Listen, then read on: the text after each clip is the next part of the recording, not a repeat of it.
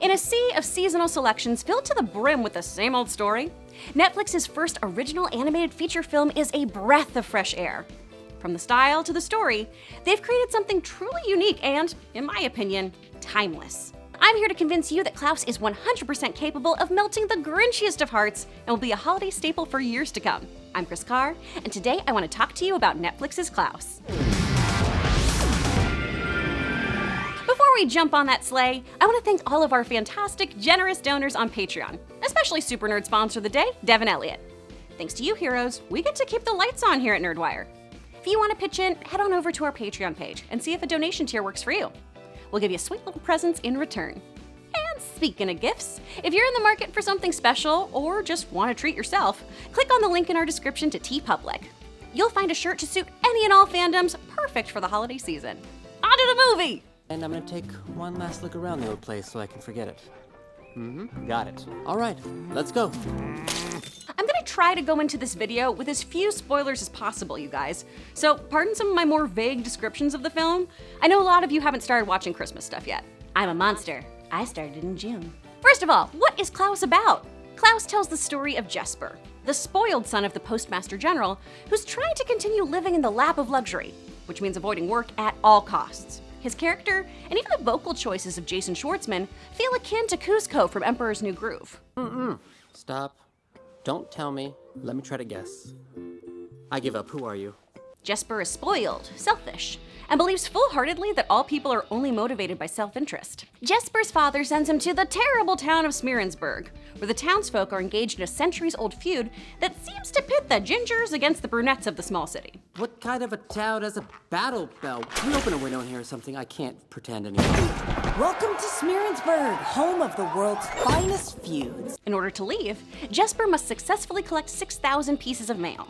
Along the way, Jesper meets a mysterious toy maker named Klaus who lives in solitude, a teacher turned fishmonger, and the town's children who are desperate for some joy in their lives. Jesper hatches a scheme to get the kiddos to send mail to Klaus, asking for toys to fulfill his quota. Our cousin told us if we write a letter to Mr. Klaus, he'll make us a toy. He also said to bring you a penny each. It's not a letter if it doesn't have postage. The result? A charming story of unlikely friendship and how small acts of kindness and generosity can spark a chain reaction of goodness in the world. That may sound like most Christmas movies, but trust me when I say this one delivers what could be prepackaged recycled concepts in a refreshing and innovative format. This is thanks in large part to the incredible voice cast that boasts seasoned voice actors like Oscar winner J.K. Simmons, the tone of the film, as well as its stunning animation.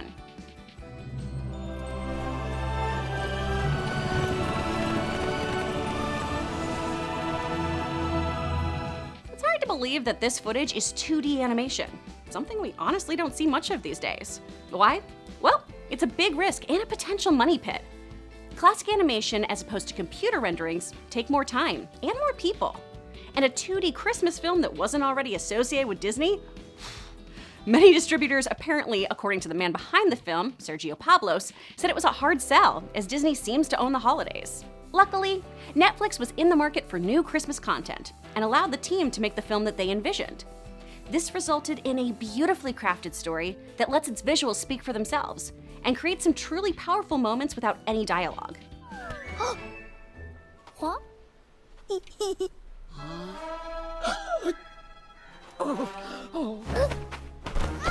That is the best kind of storytelling. Showing, not telling. This is probably best utilized when it comes to a young girl in town who doesn't speak the same language as everyone else. While when there is dialogue, it makes for some hilarious exchanges between two people who can't understand each other, we're able to see so much communicated through their facial expressions, their body language, and their genuine desire to get a message across. The result is a beautiful moment that will surely get you misty-eyed. Well, now I just feel like I've behaved like a... Don't let guy Precisely. Hey, you're a pretty good listener, you know? What really makes the animation pop is the emphasis on light and color. This lighting in Klaus is a manual process that manages to remain consistent throughout the sequences. This level of artistry and precision is bonkers! They even developed their own tools to create this unique effect. The result? Moving illustrations. Klaus feels like a beautifully flowing storybook.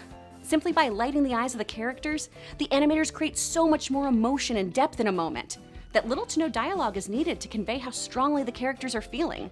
Like when Klaus peers into the window of a child accepting one of his toys.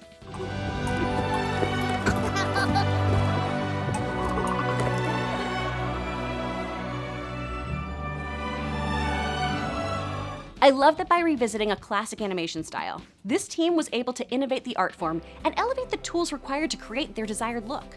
As I mentioned, the film is done by Sergio Pablos. Why do you know that name? Well, he's the man behind Despicable Me, and was an animator on Disney films such as Hercules, Tarzan, and Treasure Planet. Having him at the helm of Netflix's first original animated feature has proven to have a massive payoff with viewers, as Klaus has been getting overwhelmingly positive reviews online. Apparently, Pablos found inspiration in a pretty odd place for his Christmas tale, 2005's Batman Begins. I'm Batman.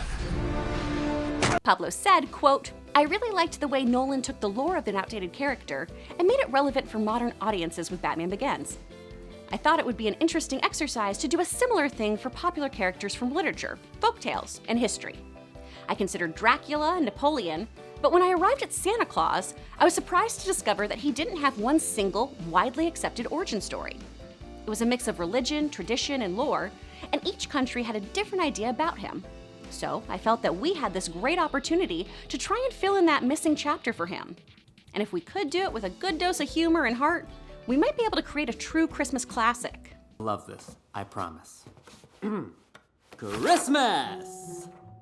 Christmas? I'm gonna shake you like a bowl full of jelly. Merry Christmas!